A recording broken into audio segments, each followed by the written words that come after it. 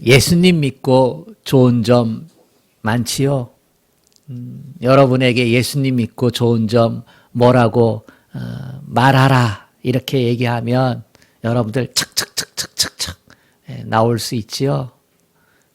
여러분이 저에게 예수 믿고 좋은 점 이렇게 뭐냐라고 묻는다면 여러 가지를 되겠지만 오늘은 이것 말하고 싶어요. 내가 얼마나 소중한 존재인지 알게 되었다는 것. 나는 예수 믿고 내가 이렇게 가치 있는 존재구나. 내가 이렇게 소중한 존재구나 라고 하는 것을 깨달았을 때 세상을 다 얻은 것 같은 그러한 감동을 느꼈습니다. 그동안 우리 부모가 나를 낳고 길러줬지만 때때로 내가 부모님 말씀에 순종 안 하고 부모님의 기대에 어긋날 때 이런 못난 놈 이랬거든요. 부모로부터 못난이에 대한 상처가 있는 거예요.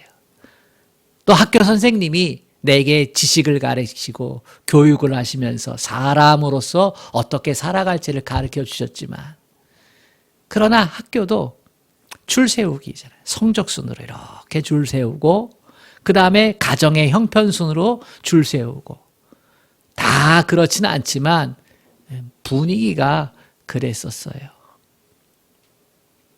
근데 내가 예수님 믿고 나서 내가 얼마나 예수님으로부터 존중받았었는지, 얼마나 사랑받았었는지, 내가 예수님에게 얼마나 귀한 존재인지 그거 알고 나서는요.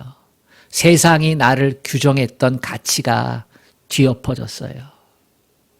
내가 얼마나 소중한 존재인지. 그래서 내가 나를 존중하게 됐어요. 여러분, 자기가 자기를 존중하는 걸 자존감이라고 하잖아요. 예수를 믿는 사람은요, 자존감이 높은 사람이에요. 아멘. 자기의 자존감이 지식으로 자존감을 세우는 사람이 있어요. 가진 재물로 자존감을 세우는 사람이 있어요. 출생 신분으로 자존감을 세우는 사람이 있어요. 자기가 잘하는 것, 운동이나 노래나 달란트 가지고 자존감을 세우는 사람이 있어요. 그런데 그러한 자존감은요, 더 많이 가진 사람 앞에 거꾸러지고, 더 잘하는 사람 앞에 거꾸러지고, 더 높은 사람 앞에 거꾸러져요. 그러한 자존감은 참된 자존감의 근거가 될 수가 없어요. 예수님이 나를 얼마나 사랑하셨는지, 나를 위해서 예수님이 어떠한 일을 하셨는지를 알면 거기서부터 내 자존감은 쑥쑥쑥쑥 올라가요. 예수님의 사랑보다 더 큰 사랑이 어디 있어요? 예수님께서 하신 일보다 더 위대한 일이 어디 있어요? 여러분들 느껴지시나요? 여러분 자신이 얼마나 소중하고 얼마나 귀하고 얼마나 가치 있는 존재인지.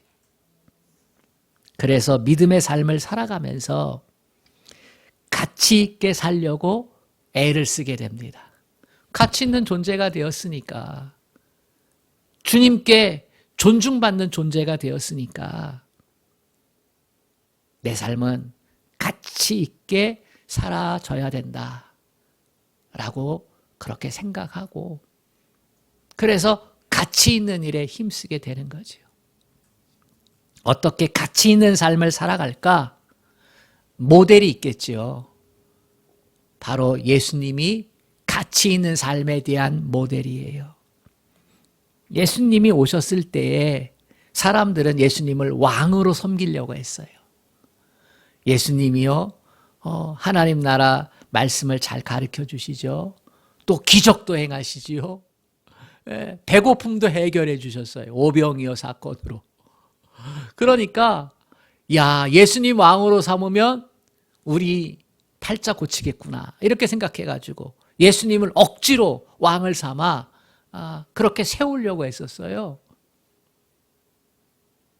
그런데 예수님은 뭐라고 말씀하셨냐면 마가복음 10장 45절에서 인자가 온 것은 섬김을 받으려 함이 아니고 섬기려 하고 자기 목숨을 많은 사람들의 대속물로 주려 함이니라.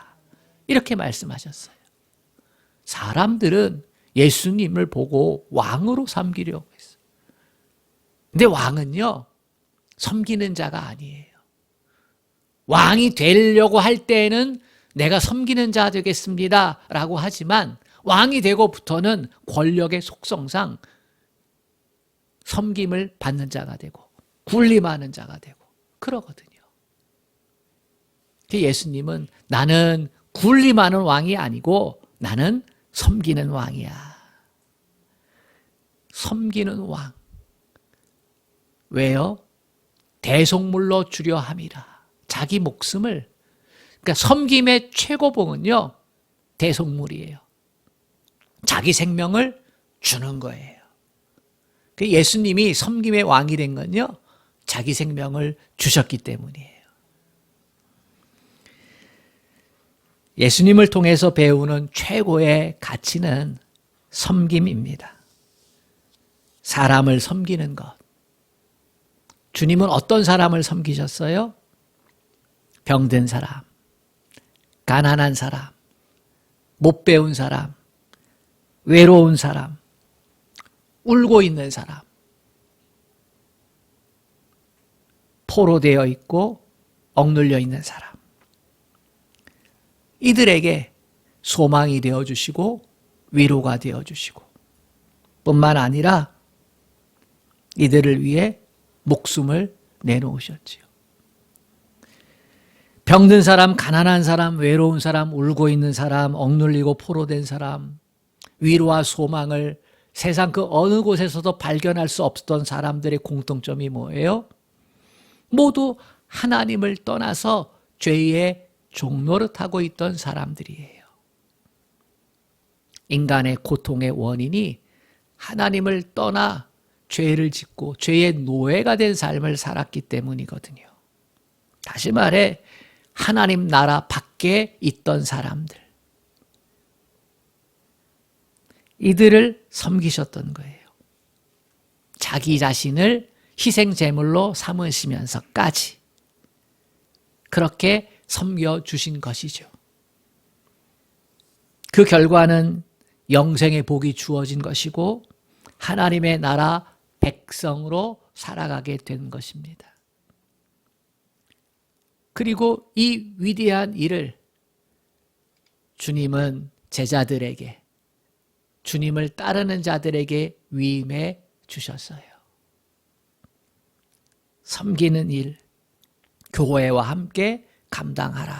이렇게 말씀하시고 하늘나라로 올라가셨지요. 다시 오마 말씀하시면서. 그러니까 이 땅에 남겨진 우리는 교회와 함께 섬기는 일을 감당을 해야 됩니다. 교회는 신비한 모습이 두 가지가 있어요. 교회는 세상의 공동체와 달라요. 교회도 사람들의 모임이거든요. 가족은 혈연으로 뭉쳐진 사람들의 모임이에요. 직장은 이익을 위해서 뭉쳐진 사람들의 모임이에요. 그 밖에 여러 가지 모임이 있잖아요.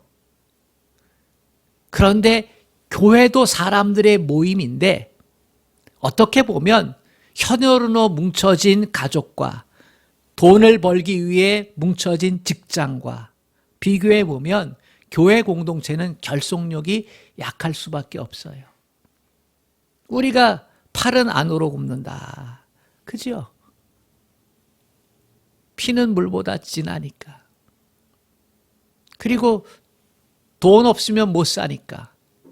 그 돈을 벌기 위해 모인 공동체, 혈연 공동체.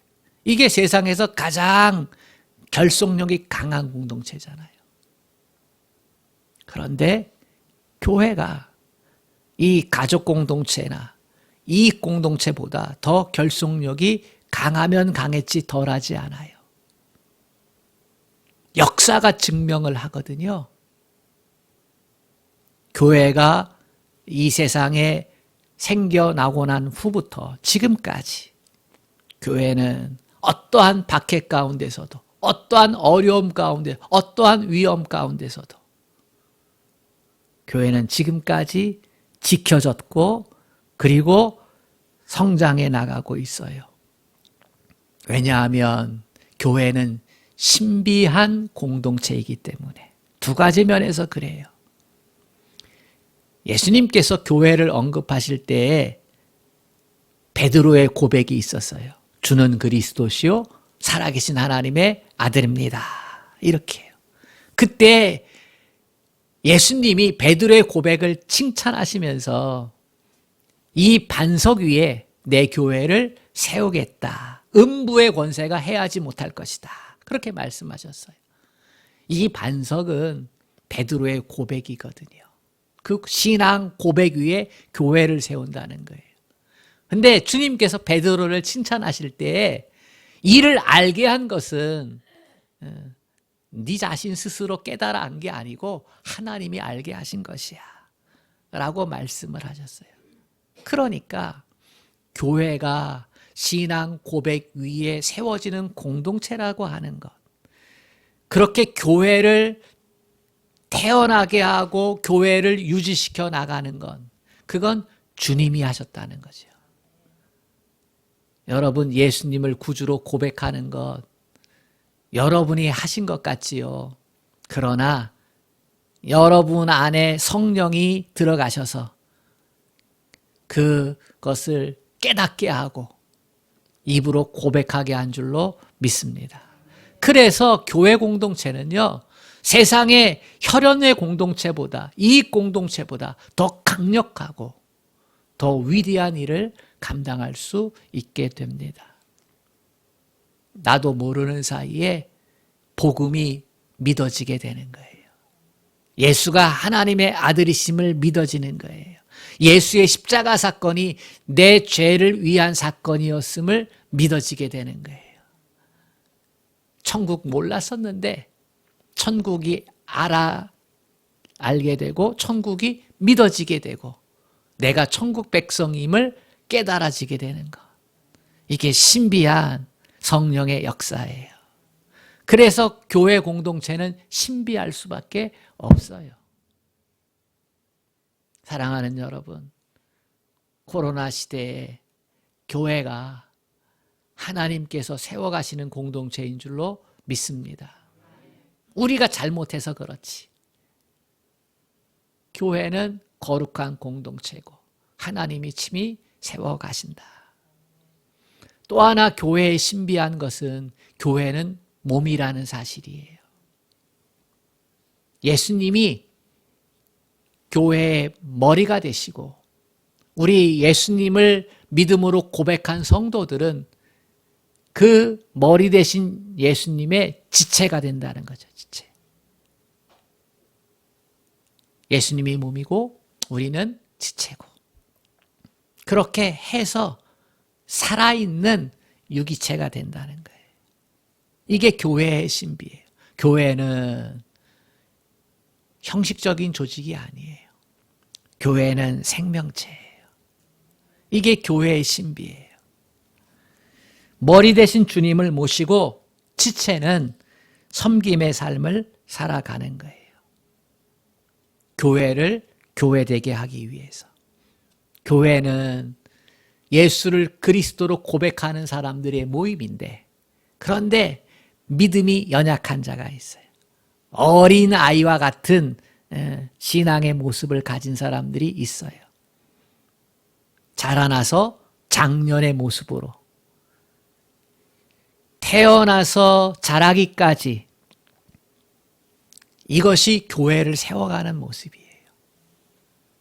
그러니까 섬김은 교회를 세워가는 거예요. 성도를 세워가는 거예요.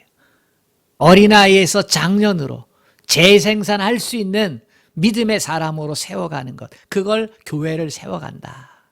그런 사람이 많아지는 것. 그러한 교회가 능력이 있고 힘이 있는 거죠.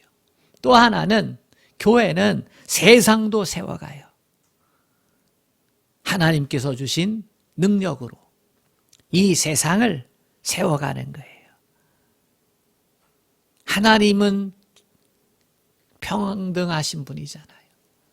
하나님은 공평하신 분이잖아요. 하나님은 사랑이시잖아요.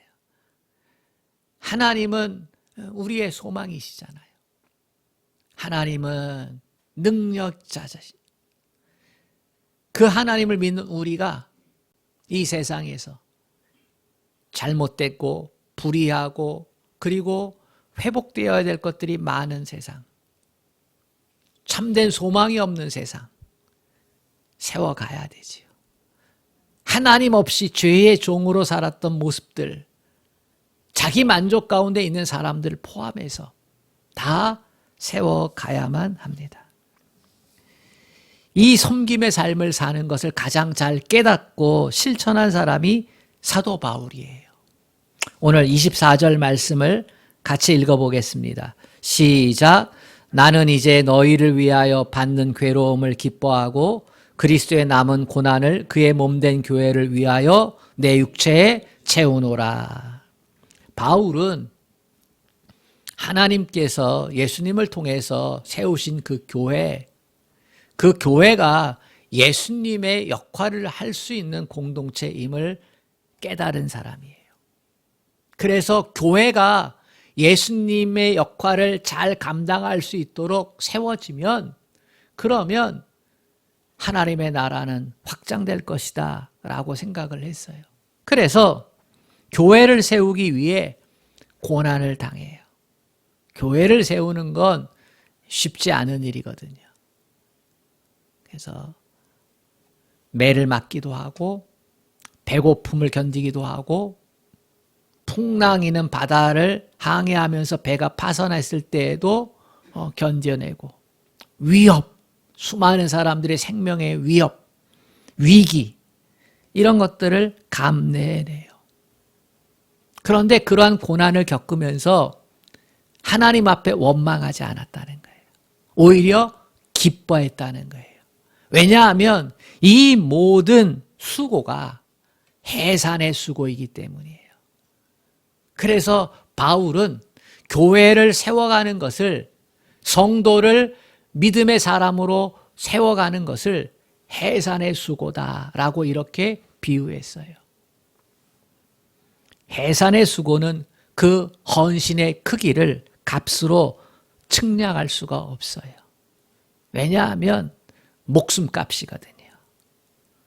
예수님의 대속의 제물도 목숨값이었는데 해산의 수고도 사실은 목숨값이에요.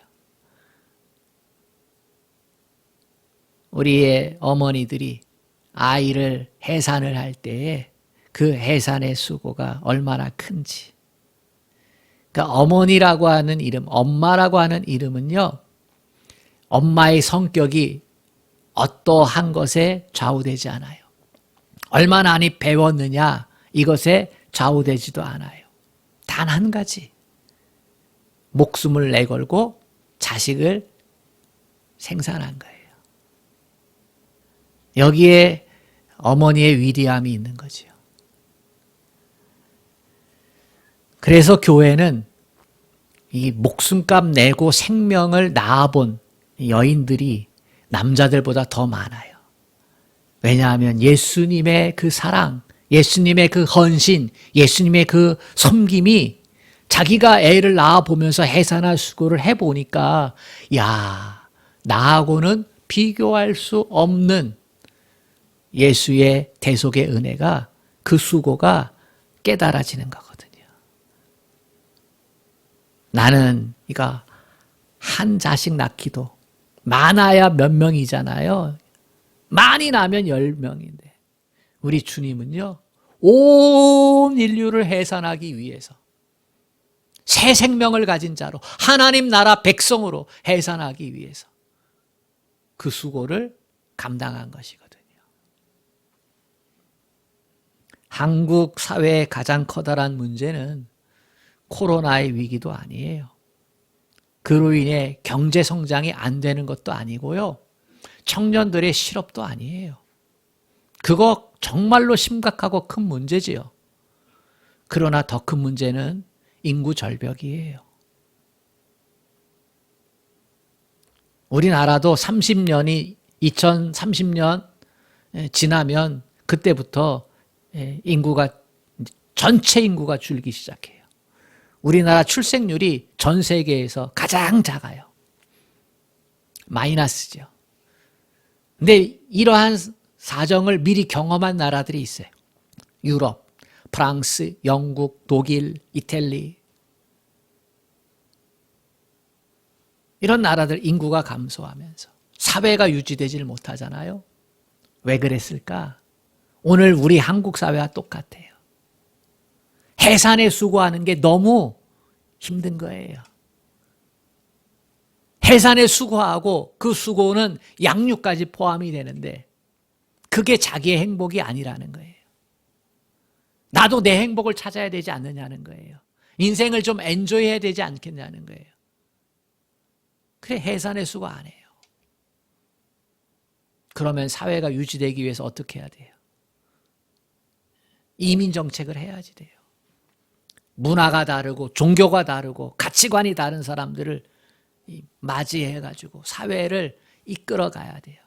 처음엔 좋았지요. 신사의 나라 영국. 그런데 그렇게 이주해 온 사람들을 감당하는 게 정말로 어려운 거예요. 프랑스, 톨러랑스, 관용의 사회잖아요. 어떠한 것도 다 관용할 수 있다. 받아들일 수 있다. 하는데 아니요. 지금 그거 잘 못해가지고요. 우리 능력으로 안 된다는 거예요. 왜냐하면 차별과 테러 이런 것들로 인해서 감당이 안 되니까. 해산의 수고를 한다는 것은 그것은 우리에게 기쁨이 되어야만 합니다. 근데 왜 기쁨이 되지 않을까요? 그건 지독한 이기심 때문이에요. 내가 받은 섬김을 잊어버리는 거예요. 그 섬김 때문에, 그 해산의 수고 때문에 내가 존재했다는 사실을 잊어버리는 거예요. 내가 이만큼 잘나고 내가 이만큼 높아지고 내가 이만큼 되었으니 나 누리자는 거예요. 부모 없이 자기가 있나요? 수많은 사람들의 섬김이, 수많은 사람들의 헌신이 있었기 때문에 지금 내가 존재하는데 그 은혜를 잊어버리는 거예요. 이 사회가 지독한 이기주의, 그 결과가 인구 절벽이죠. 선진국이 그걸 경험했는데도 불구하고 우리는 그걸 따라가죠. 왜요? 섬김의 기쁨을 모르기 때문이에요. 해산의 수고에는 기쁨이 있어요.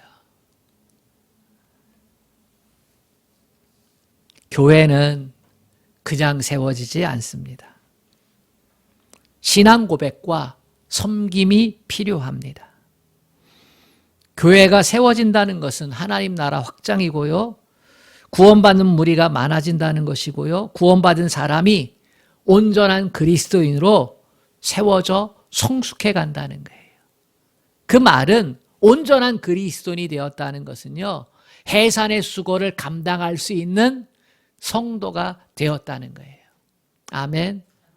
이 사회가 경제적으로는 잘 살지 몰라도 성숙하지 못한 증거가 인구절벽이에요.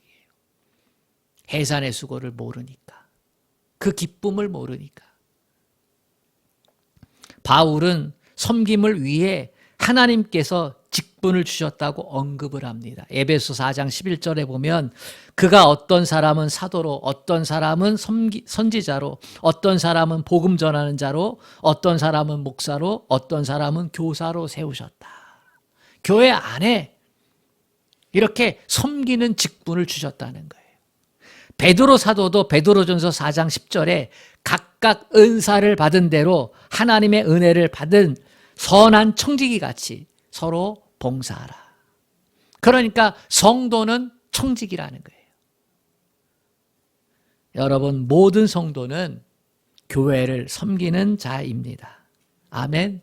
성도는 충성된 자요, 헌신된 자요, 사명자입니다.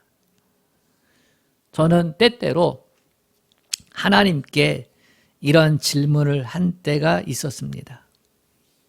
나같이 부족한 사람, 나같이 못난 사람, 나같이 특별한 것이 없는 사람을 왜 하나님이 먼저 사랑하시고 먼저 택하시고 먼저 구원의 은혜를 누리게 하셨는지,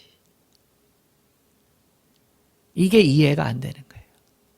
이 세상에 수십억 명의 사람이 있는데 그 중에서 나를 택해서, 그것도 부모의 태 안에서 나를 택하셔서 그 사랑을 받게 하시고, 그리고 믿음의 가정에서 자라게 하시고,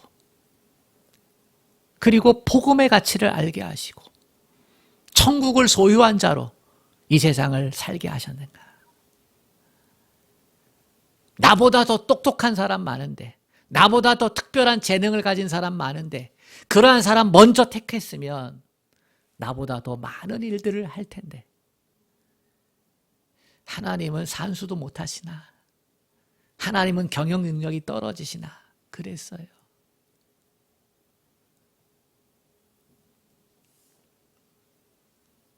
그런데 주님은 이런 말씀을 하셔요. 나의 생각과 너의 생각은 다르다.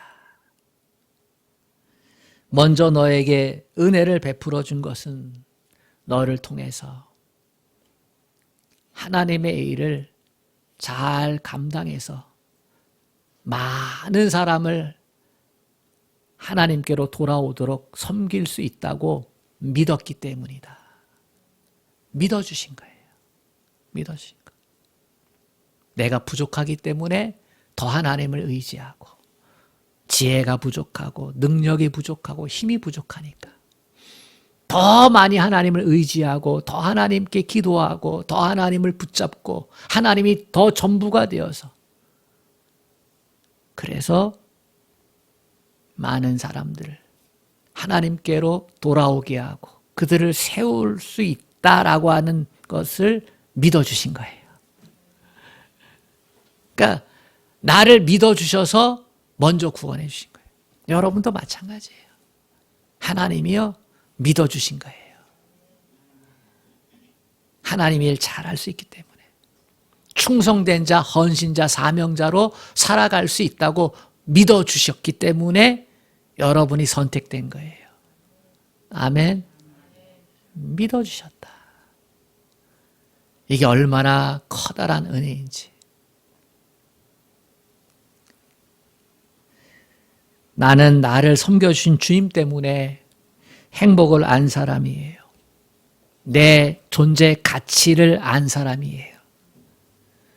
여러분, 여기서 섬김은 시작이 됩니다. 부족해도 괜찮아요. 섬김은 주님이 섬김이 내 안에 있을 때에 가능하게 되는 거예요. 교회를 향한 섬김, 세상을 향한 섬김이 내 안에 섬김의 주인으로 주님이 계실 때에, 그때의 섬김이 가능해진다. 그때의 섬김이 기쁨이 되는 거예요.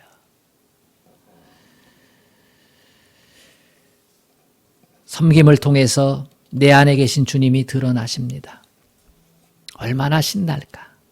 섬김을 통해서 내 안에 계신 주님과 나는 동역을 합니다. 얼마나 신날까? 섬김을 내가 받을 때에는 내 안에 열매가 없어요. 그냥 받고 누리는 거니까. 근데 내가 섬김을 하게 되면 그 섬김에는 열매가 드러나요. 주님이 반드시 열매를 맺게 하셔요. 그렇기 때문에 그 섬김이 기쁨이 되고 감사가 됩니다. 여러분, 여러분의 삶에 기쁨이 없나요? 감사가 없나요? 무기력한 신앙생활에서 벗어나고 싶나요? 그러면 섬김받는 자에서 섬기는 자로 방향 전환을 하세요. 섬김의 현장을 찾아가세요. 아, 내가 이렇게 가치 있는 존재였구나. 내가 이렇게 쓸모있는 존재였구나라고 하는 것은 섬김의 자리에서만 느낄 수 있어요. 아멘. 섬김의 자리에서. 저는 늘 성도들에게 얘기해요. 코끝에 호흡만 있어도 사명자다. 내가 어르신들한테 아이고 나 이제 여기도 아프고 저기도 아프고 입맛도 없고 나 이제 죽어야지 뭐 이렇게 넋두리를 하시는 어르신들이 있어요. 그때 제가 신방을 가서 손을 꼭 잡으면서 코끝에 호흡만 있어도 감사하세요. 하나님이 살려두신 이유가 있을 거예요. 섬김의 자리를 찾으세요. 몸으로 할 수 있는 섬김이 있고 입술로 할 수 있는 섬김도 있고 마음으로 할 수 있는 섬김도 있고 물질로 할 수 있는 섬김도 있어요. 우리가 찾을 수 있는 섬김의 현장 다시 점검했으면 좋겠습니다. 교회에서는 예배를 돕는 자리, 찬양단, 안내위원, 헌금위원, 섬김의 자리 찾을 수 있어요. 성도를 돕는 자리, 새가족을 환영하고 환우를 찾아가서 섬겨주고 셀 리더로 영적 리더가 되어서 힘들고 어려운 성도들 자라나도록 돕고 또 교회 학교 교사로 예배당을 관리하는 데로 섬길 수 있어요. 청소와 미화와 주방봉사로. 또 선교와 전도를 위해 돕는 자리도 있어요. 중보기도 하고 또 물질적으로도 도와요. 좁게는 선교사를 후원할 수 있고 넓게는 어려운 이웃을 돌볼 수 있어요. 주님을 섬김을 기억하고 주님의 섬김을 기억하고 감당하면 즐거워요. 섬김은 헌신과 충성과 사명과 같은 말이에요. 섬김도 다 같은 섬김이 아니에요. 돈도 다 같은 돈이 아니잖아요. 자식을 키우는 돈하고 내가 밥 먹는 돈하고 그 가치가 똑같을까요? 힘들고 어려운 사람 도와서 공부하게 하는 돈과 내가 나가서 술 먹고 또 오락하는 돈과 영화 보는 돈과 같을 수 있나요? 돈의 가치가 달라요. 내가 하루 8시간 정말로 힘들게 열심히 수고해서 얻어내는 월급과 일말에 운을 바라보고 로또에서 얻은 돈과 월급은 몇백만 원이지만 로또는 몇 억이잖아요. 그러나 그 가치를 여러분 어디에도 가치가 있어요? 돈도요. 귀중하고 가치 있는 돈이 있고요. 가볍고 연약한 돈이 있어요. 섬김도 마찬가지예요. 돈을 벌기 위해 섬기는 것, 권력을 잡기 위해 섬기는 정치가들의 모습들, 또 인정받기 위해 하는 섬김들, 이것의 섬김과 주님의 섬김이 내 안에 있어서 교회를 세우고 세상을 세워가려고 하는 섬김과 그 가치는 하늘과 땅의 차이지요. 교회에서의 섬김은 하나님을 기쁘게 하고 성도를 온전하게 한다. 성도를 온전한 그리스도인으로 세워가는 거예요. 가장 가치 있는 섬김이죠. 섬김에는 하나님이 주시는 복이 약속이 되어 있습니다. 주님의 섬김을 가슴에 담고 내가 섬기는 자가 될 때 주님은 평안을 주셔요. 네가 가치 있는 삶을 살고 있구나. 내가 가치 있는 존재로 만들어줬는데 네가 그 가치 있는 것을 깨달아 알고 가치 있는 일에 힘쓰고 있구나. 인정받을 때에요. 마음에 평안이 오고 기쁨이 오고 그렇습니다. 내가 가치 있는 일에 힘쓸 때에요. 그때 평안이 오는 거예요. 그래서 평안은 물질로 얻는 게 아니에요. 명예와 지위로 얻는 게 아니에요. 평안은 내가 가치 있는 일에 힘쓸 때에 오는 거예요. 기쁨도 마찬가지예요. 우리는 남이 잘 되면 배 아픈 존재잖아요. 그지요? 저도 그래요. 친구 목사가 잘 된다 그러면 은근히 배가 아파요. 한국 사람들은 특히 그게 더하대요. 외국 사람이 바라보는 한국 사람. 잘 이해가 안 된대요. 남이 잘 되는데 어떻게 배가 아프지? 이렇게 해요. 그건요, 그만큼 우리 민족이 이기적인 모습이 많다는 거예요. 남을 향한 배려와 존중, 희생, 헌신, 이게 약하다는 거예요. 우리가 이만큼 선진국 되었음에도 불구하고 기부 잘 안 하잖아요. OECD 국가 중에 기부 잘 안 하는, 이건 섬김을 잘 안 한다는 거거든요. 그런데요, 여러분, 섬겨보세요. 그러면 남이 잘 되는 것에 박수 쳐줄 수 있어요. 왜 남이 잘 되는 게 배 아플까? 내가 안 섬겨봤거든요. 그 사람이 잘 되는 것에. 근데 정말 이 사람이 잘 되기를 원하면서 여러 가지 모습으로 섬겨주면요, 그러면 정말로 기뻐요. 남 잘 되는 게.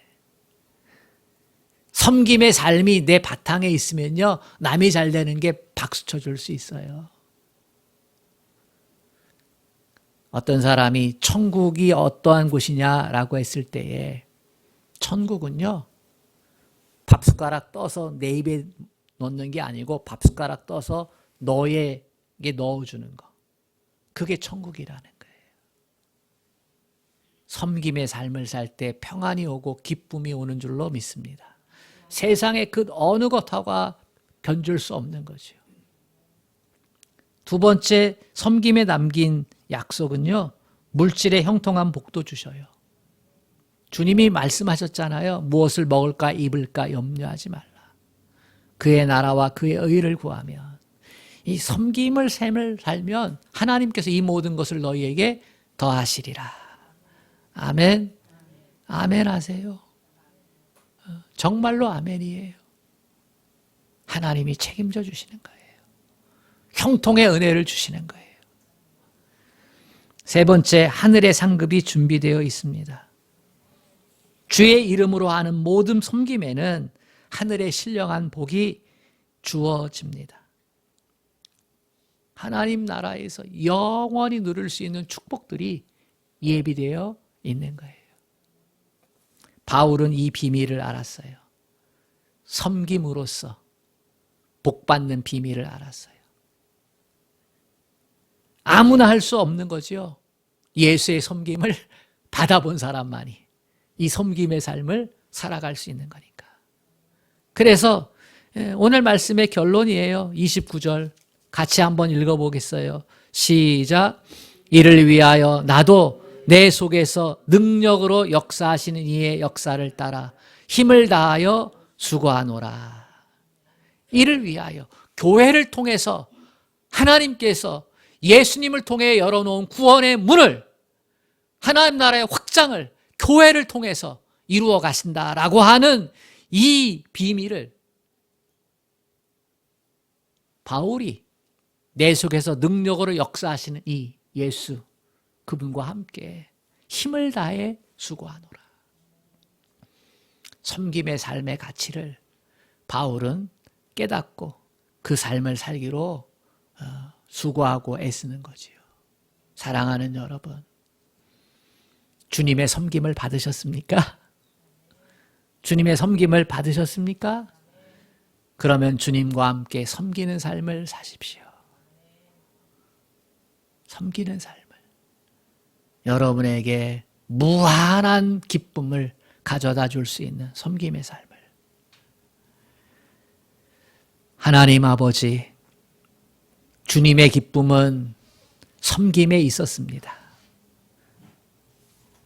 목숨값 내놓으신 그 섬김, 거기에 주님의 기쁨이 있었습니다. 그것으로 구원의 문은 활짝 열렸습니다.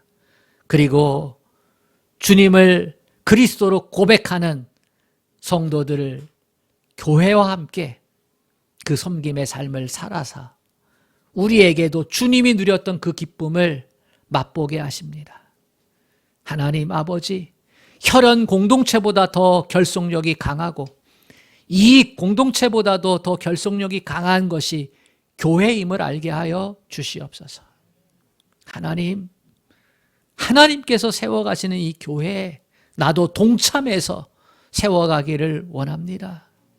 하나님 그 섬김, 하나님 우리로 하여금 충성된 자가 되게 하시고 헌신자가 되게 하시고 사명자가 되게 하여 주시옵소서. 섬김 받는 자에서 섬기는 자로 방향 전환을 하게 하여 주시옵소서.